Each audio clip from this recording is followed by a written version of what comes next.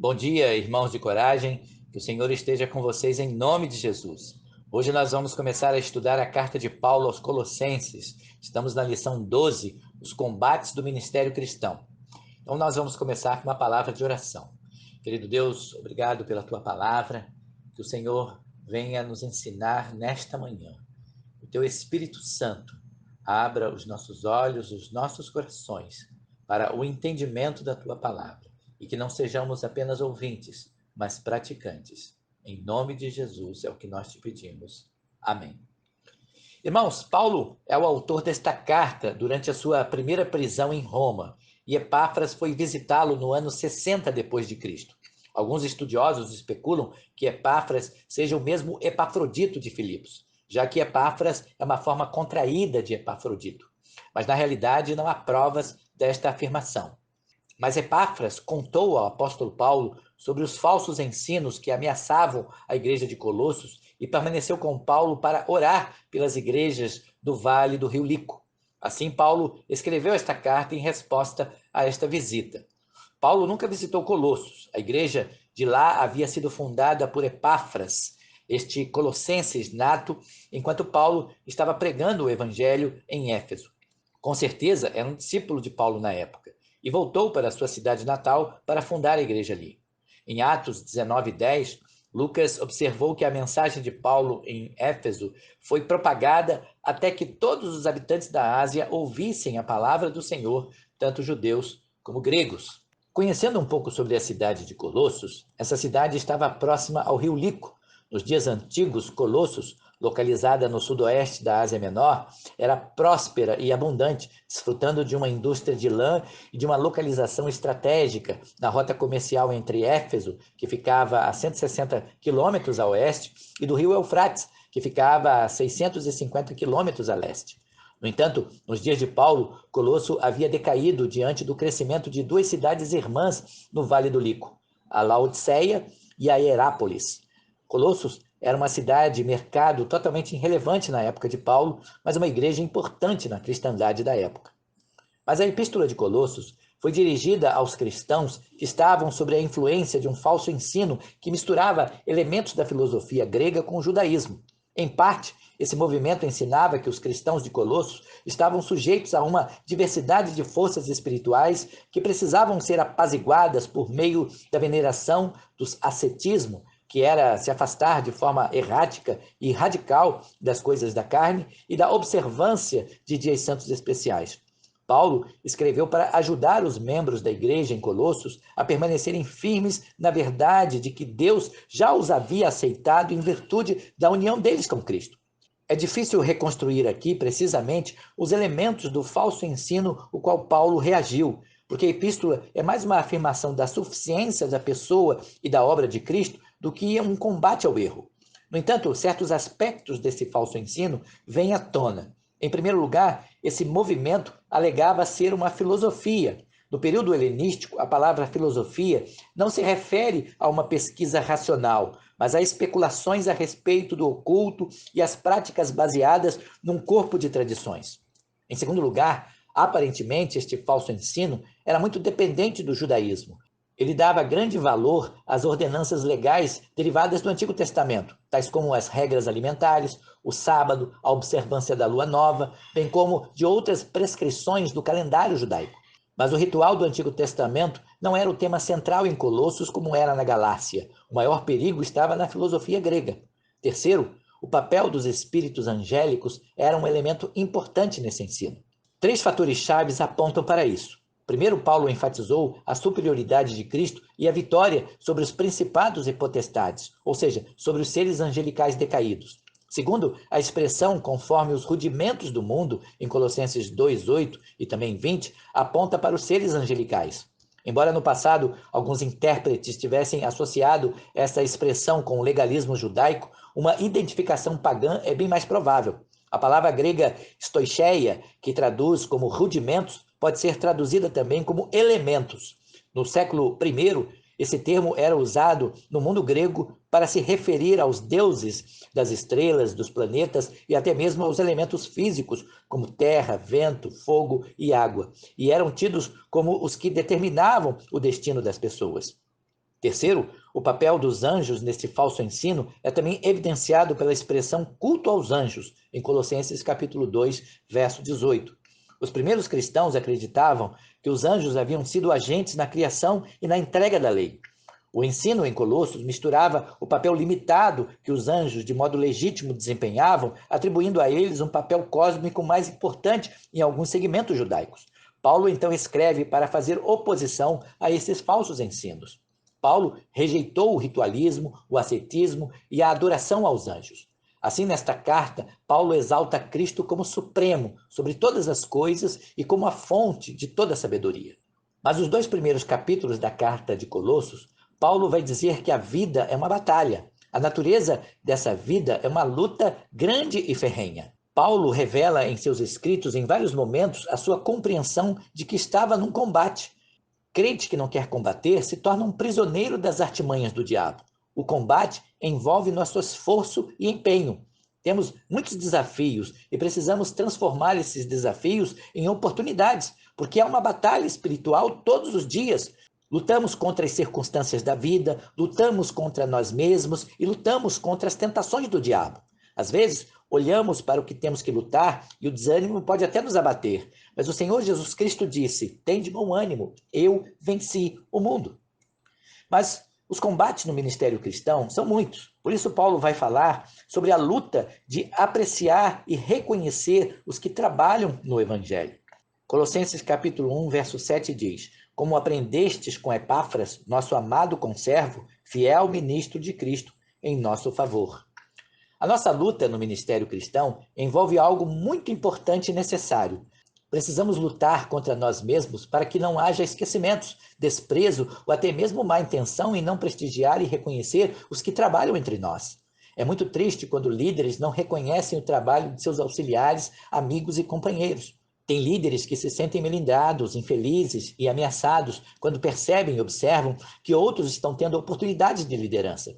Existem aqueles que preferem sempre exaltar e realçar o que fazem ou o que fizeram, jamais o que os outros fazem. Alguns chegam a dizer: "Ah, no meu tempo era diferente, no meu tempo acontecia isso e aquilo." Paulo dá um belo exemplo. Paulo desenvolvia ações de graças quando se lembrava de outros crentes. Ouvir falar da fé dos outros era motivo de gratidão e elogios para Paulo. O que os crentes de Colosso tinham aprendido foi o desenvolvimento da fé e esperança que ardia em seus corações. Paulo reconhece isso e menciona o trabalho do líder Epáfras, e por que não dizer pastor Epáfras.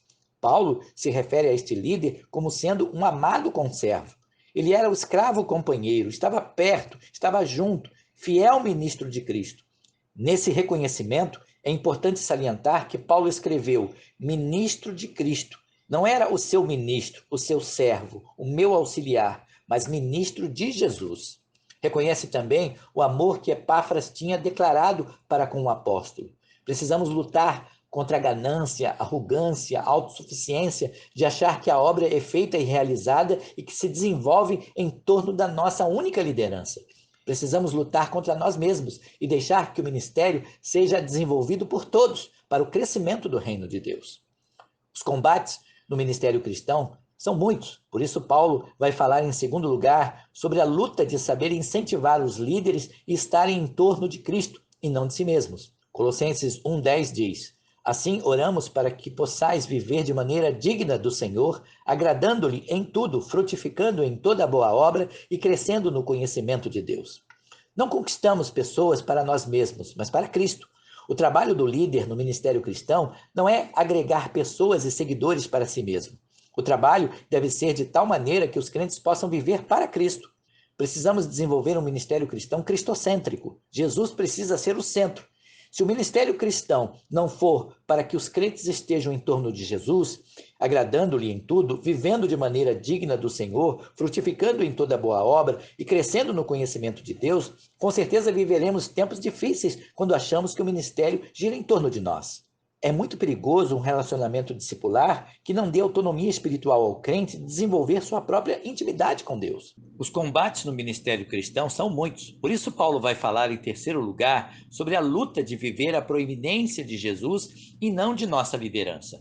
Colossenses 1,17 diz: "Ele existe antes de todas as coisas e nele tudo subsiste." O ministério cristão precisa ser a semelhança de João Batista, que dizia: importa que Cristo cresça e eu diminua. Apontar sempre para Jesus, jamais ofuscar a luz que é Cristo. A nossa luta deve ser sempre dar glória a Deus por tudo, pois nós somos apenas instrumentos do seu poder. Lutar para que os líderes vejam mais e melhor Jesus e não a nós mesmos. Vivemos um tempo em que o ministério cristão está precisando deixar o palanque, os holofotes de lado e deixar Jesus brilhar. Quantas vezes organizamos programas, congressos, conclaves em que o homem tem ocupado a proeminência? Há encontros em que se fala de tudo e em todos, mas Jesus, seu nome, vida e obra sequer são mencionados. Paulo diz que Jesus deve ocupar em nossa vida e em nosso ministério o topo, pois ele é a imagem de Deus, herdeiro de toda a criação. Todas as coisas foram criadas e subsistem por ele e para ele, Jesus. Ele é eterno. Jesus é o cabeça do corpo, primogênito dentre os mortos. O ministério cristão que desenvolve o seu trabalho tem essas informações de quem é Jesus. Jesus é a base do ministério e do trabalho a ser planejado e executado. Os combates do ministério cristão são muitos, por isso Paulo vai falar em quarto lugar sobre a luta de viver o ministério cristão com firmeza nos ensinos da palavra.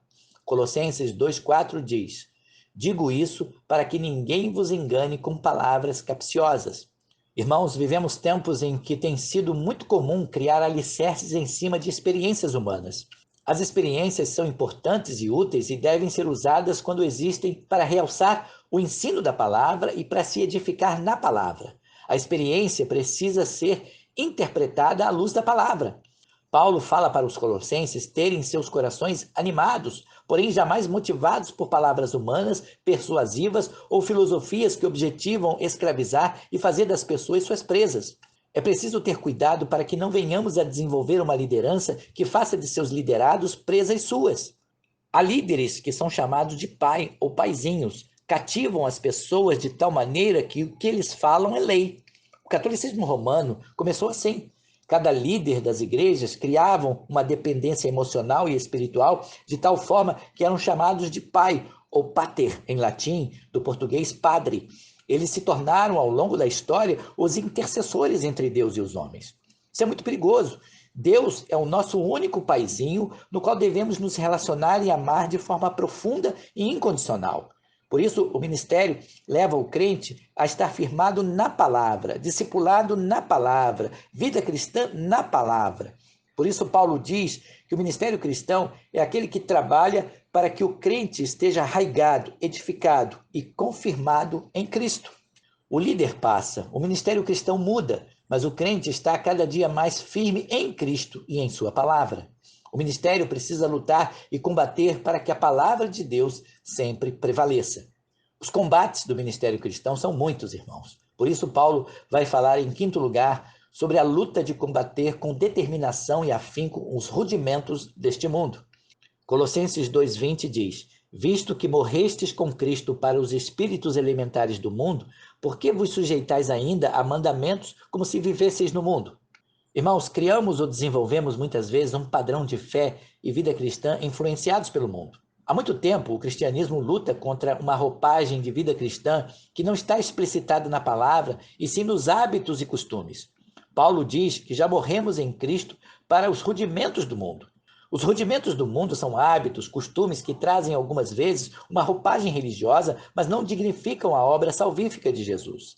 A igreja de Colossos estava sendo massacrada, influenciada por ideias humanas e religiosas para enfraquecer a eficácia de Jesus na cruz. Queriam que os crentes professassem a fé, mas que colocassem o paganismo e o legalismo como ingredientes da vida cristã, criando assim um sincretismo religioso daquilo que eles criam no passado com o que eles estavam crendo agora. Paulo adverte e diz que os crentes que não estejam sujeitos a julgamentos baseados em rudimentos de homens, como comer, beber, festas, astrologia ou até mesmo pela lei e culto aos anjos. As doutrinas dos homens são perigosas, perversas para o cristianismo, ainda que travestidas de boas obras, de uma roupagem cristã bem fundamentada, mas que nos afasta do verdadeiro evangelho e do foco da pregação do evangelho. As doutrinas dos homens, os chamados rudimentos do mundo, se fundamentam em proibições motivadas pelo exterior e não por uma conscientização básica de mudança de vida que venha a produzir frutos para a glória de Deus e a vida eterna. O que importa não é a lei exterior, e sim a lei do coração, interiorizada em nós pela vontade do Pai em Cristo Jesus e consolidada a cada dia pela palavra de Deus que é viva e eficaz. Amém? Para concluir, mais do que nunca, nós precisamos lutar. Precisamos entender que o ministério cristão é um combate espiritual contra as hostes malignas, como diz Paulo na carta aos Efésios, capítulo 6. Temos que lutar contra nós mesmos para que venhamos a desenvolver nosso trabalho pautado na palavra do Senhor. Este combate exige humildade e quebrantamento para que estejamos sempre na dependência de Cristo em nossas vidas.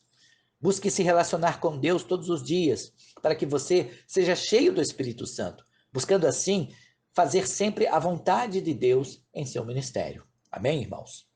Vamos orar. Obrigado, Senhor, pelo ensino da tua palavra, que possamos viver um ministério cristão com firmeza nos ensinos do que a tua palavra diz. Que em nome de Jesus possamos combater com determinação e afinco os rudimentos deste mundo. Que possamos ser homens cheios do teu Santo Espírito, buscando sempre a tua vontade, não a nossa vontade, não a vontade das pessoas que estão ao nosso redor, mas a tua vontade, em nome de Jesus, ensinando sempre o que a tua palavra diz. Que como homens possamos ter um relacionamento firme e íntimo contigo, conduzindo o nosso lar espiritualmente, sendo sacerdotes do nosso lar, para a glória do teu nome e para a edificação das nossas vidas. É o que te pedimos em nome de Jesus. Amém. Amém, irmãos? Que Deus abençoe e até a próxima semana em nome de Jesus.